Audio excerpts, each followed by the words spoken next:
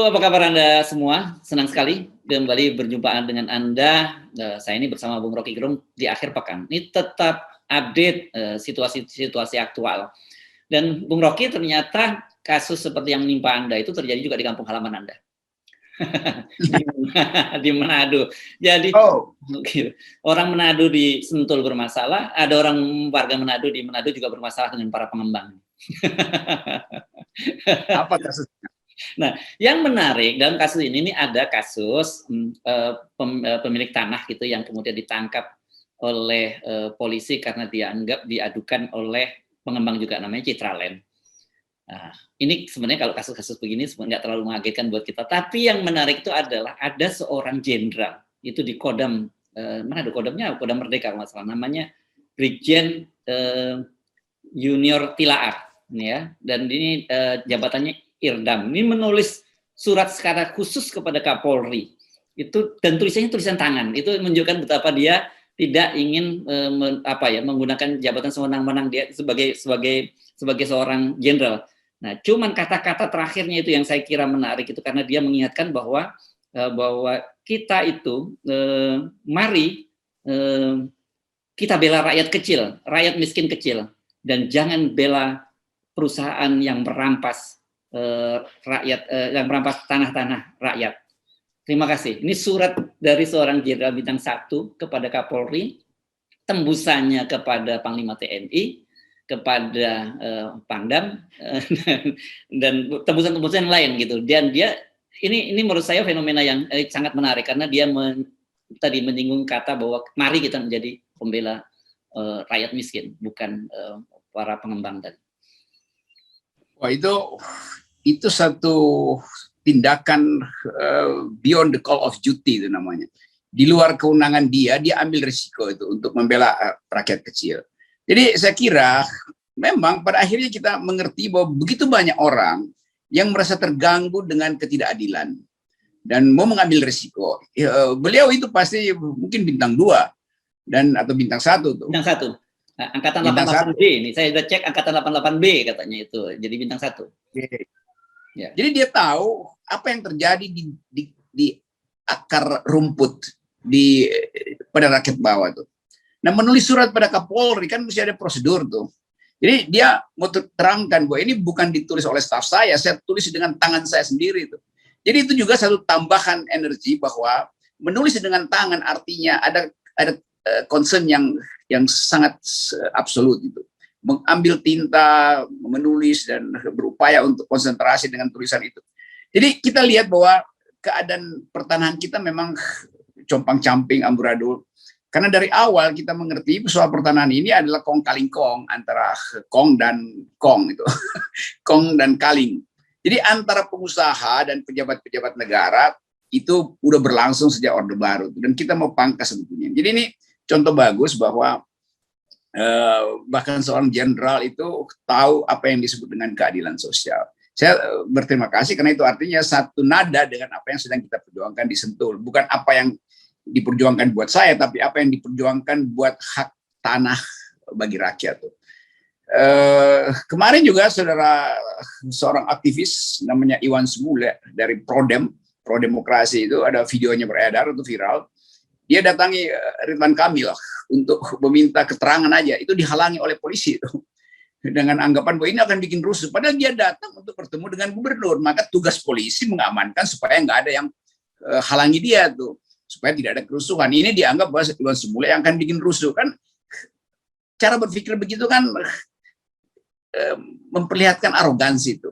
Biarkan aja rakyat datang ke gubernur karena ingin mempertanyakan soal Sentul. Dia adalah aktivis. Aktivisnya kapan? 2 hari lalu? Enggak, dari 98 Iwan Smule itu udah bergaul dengan rakyat tuh. Bahkan dia ikut di dalam semua soal yang berakibat politis. Karena dia paham itu. Jadi ada seorang jenderal menulis surat untuk membela rakyat. Ada seorang aktivis yang dari zaman reformasi masih terus-menerus hidup dengan cara yang sederhana untuk membela rakyat. Begitu banyak aktivis. Di Lampung juga kita tahu reclaim tanah-tanah rakyat itu dilakukan oleh LBH Lampung terus-menerus di seluruh Indonesia tuh. Jadi terus-menerus kita mau terangkan pada publik bahwa ini satu perjuangan besar untuk menghasilkan ulang keadilan sosial. Dan kita semua akan tulis surat pakai modelnya Pak Jenderal, tulis tangan supaya betul-betul itu otentik buat rakyat mengeluhkan dan minta keadilan. Itu juga yang akan dilakukan oleh rakyat di Sentul, yaitu akan menulis surat ke DPR, ke segala macam itu. Dan kemarin Saudara Fadlizon datang bertemu dengan mereka, dan Fadlizon janjikan bahwa dia akan proses itu. Karena itu rakyat tulislah surat supaya Fadlizon bisa sebagai anggota DPR akan bicara dengan gubernur, bicara dengan lembaga-lembaga terkait dan dengan Komisi 2 tentang problem yang akhirnya terbuka, yang tadinya disembunyikan, yaitu ketidakadilan pembagian tanah. Ya. Dan Fadlizon ini datang saya kira bukan karena sebagai sahabat Anda, tapi karena dapil dia ya. Jadi dia itu ada konstituen dia yang sedang mengalami persoalan. Betul, Fadlizon datang sebagai anggota DPR dan dia memperoleh dukungan dari rakyat di sini sehingga dia dapat suara. Karena itu dia bertanggung jawab. Itu ciri dari anggota DPR yang langsung peka begitu ada problem, apalagi di daerah dapil dia itu. Artinya tanggung jawab moral dia itu diganggu pertama tuh. Karena itu dia bereaksi lebih cepat. Nah, ini kalau DPR ini kita jadi jadi teringat kasus yang sekarang juga sedang heboh itu soal pengakuan gaji dari penyanyi Krisdayanti tentang berapa gajinya yang diterima di DPR, dan kemudian dia harus dipanggil oleh fraksinya gitu. Tapi karena diramaikan oleh media kemudian disebutnya bahwa itu bukan ditegur, hanya diajak diskusi. Tapi apa perlunya sebenarnya dianggap diskusi, karena dia dianggap katanya tidak kurang sensitif, tidak peka, karena itu bisa menimbulkan kehebohan kok sekarang tiba-tiba rakyat tahu loh gede banget ya anggota DPR itu gajinya gitu. Ya, saya lihat itu videonya Krisdayanti dan juga orang anggap aneh, loh dia terangkan sesuatu secara deskriptif. Bahkan dia ketawa-ketawa, ngapain dipanggil? Kan sebetulnya logika kita, begitu seseorang terpilih di DPR, maka dia hanya bertanggung jawab pada rakyat yang memilihnya tuh. Partai itu cuman pintu masuknya aja kan, cuman karcisnya aja, tiketnya tuh. Jadi yang berhak untuk merecall atau memanggil ya rakyatnya, bukan fraksinya tuh. Apalagi Krisdayanti dianggap membocorkan sesuatu yang sebetulnya disembunyikan. Kan pers selalu menanyakan pada anggota DPR, termasuk PDIP, berapa sih gaji Anda tuh? Apa enggak ada yang menyebutkan? Nah, Krisdayanti menyebutkan itu. Lalu seperti Krisdayanti membuka kotak Pandora dan PDIP kebakaran jenggot misalnya tuh. Nggak bisa begitu. Kita harus anggap bahwa anggota DPR mewakili rakyat dan dia punya moral standing yang kuat untuk bukan membocorkan, memberitakan pada rakyat bahwa dia dapat segini, dapat segini. Dan memang banyak banget ternyata tuh. Iya. Dan saya jadi penasaran karena ternyata apa yang disampaikan oleh Krisdayanti itu belum semuanya. Karena kan kita wakil ketua DPR dari fraksi Gerindra, Sufmi Dasko menyatakan bahwa itu bukan ditutup-tutupi kok, orang bisa membuka websitenya. Kemudian kalau kita buka website, juga media juga buka website, itu jauh lebih gila lagi, Bung Rocky. Banyak sekali tunjangan-tunjangan dan saya membacakannya aja sampai terengah-engah gitu, saking banyaknya. Dan salah satu yang menarik itu ada tunjangan pengawasan anggaran. Nah, kita kan tahu berdasarkan Undang-Undang Nomor 2 Tahun 2020 tentang stabilitas ekonomi keuangan, itu kan sekarang nggak punya itu peran pengawasan anggaran itu anggota DPR, kan udah dicabut dengan undang-undang itu. Jadi, tapi gajinya masih diterima juga itu. Saya kira itu bagian yang dikritik oleh Pak Gatot kemarin, Nurmantio dalam orasinya itu. Dia kaget di era pandemi, orang kaya makin kaya, orang miskin makin miskin. Ada apa dengan COVID ini? Kayak itu pertanyaan yang datang dari seorang jenderal juga yang melihat bahwa ketidakadilan ada di mana-mana tuh. Kan ajaib bahwa kita lagi mengalami pemiskinan, ekonominya memburuk, kok orang kaya bertambah? Atau sebenarnya bukan orang kaya yang bertambah, kekayaan bertambah. Itu lebih gila lagi. Kalau orang kaya bertambah, itu bagus juga. Artinya orang miskin berkurang kan. Ini orang kaya tetap segitu, tapi kekayaannya bertambah. Jadi bahayanya di situ tuh, termasuk anggota DPR. Jadi terima kasih buat Krisdayanti yang meloloskan data-data itu, kendati mungkin baru 20% dari yang sebenarnya. Dan kita kaget-kaget. Lalu apa yang dikerjakan oleh anggota DPR? Dan bersama-sama dengan MPR berupaya untuk memperpanjang masa jabatan presiden, menunda pemilu segala macam tuh agar supaya waktu dia untuk memperoleh gaji bisa diperpanjang juga kan itu intinya begitu kan. Jadi bayangkan diperpanjang 3 tahun nanti, termasuk Krisdayanti, itu dia dapat berkali-kali lagi itu, yang sebetulnya bukan dipilih oleh rakyat lagi, rakyat sebetulnya udah nggak mau memilih itu. Jadi tetap kita anggap bahwa Krisdayanti membuka kotak Pandora, dan kita tahu bahwa ada kejahatan yang disembunyikan oleh DPR sebagai institusi itu. Nah, lain kalau misalnya Krisdayanti bicara, lalu semua anggota DPR bilang, oke, kami memang tahu bahwa ini terlalu banyak, sehingga kami merasa tidak pantas dapat gaji sebesar itu, terutama di masa pandemi. Kan kita mesti ikut cara-cara para jenderal ini justru yang berupaya menolak sogokan. Kan. Pak Gatot sampai sejak dia berhenti jadi Panglima TNI, dia nggak mau jadi komisaris tuh. Bahkan ada seorang Panglima TNI dulu, Pak siapa itu, yang komisaris Jenderal Endiarto, yang komisaris Pertamina, justru menolak untuk jadi komisaris, berhenti karena dia kaget gajinya gede banget, padahal dia nggak ada kerjaan tuh. Jadi jenderal ini ada jenderal yang paham tentang ketidakadilan. Bayangkan Pak Gatot yang sebetulnya biasanya berhak dipakai oleh perusahaan besar, dia menolak itu. Siapa tadi namanya, Endiarto,